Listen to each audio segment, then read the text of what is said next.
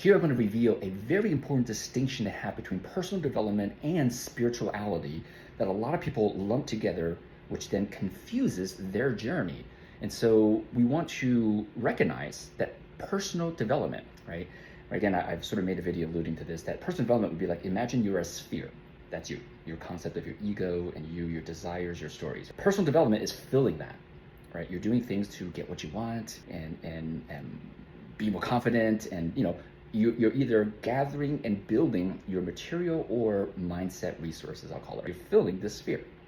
Whereas spirituality has nothing to do with filling the sphere. It's actually expanding the sphere.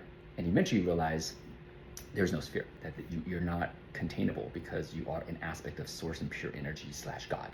And there's no right or wrong way, right?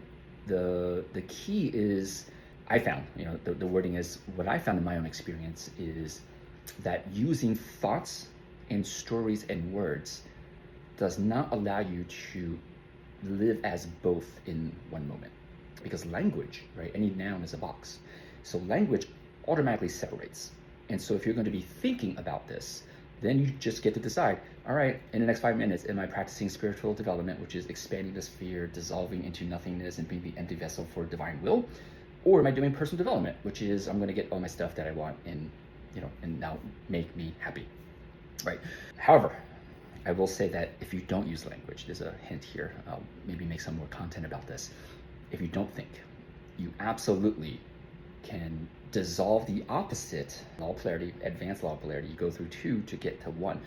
Without words, you can absolutely come to what we might call neutrality, right? I used to think neutrality was setting the intention to be neutral, to be at 0.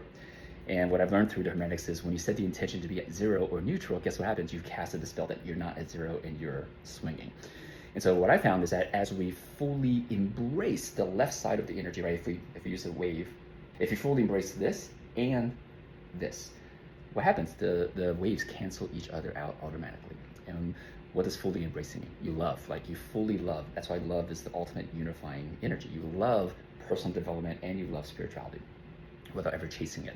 And so as you do that without words, is the key, you actually can exist as both, right? And so you dissolve the paradox. And you can do this, what I just described was applied right now to personal development and spirituality, but you can apply this to any polarities in life. These are some of the more advanced concepts of those Hermetic principles.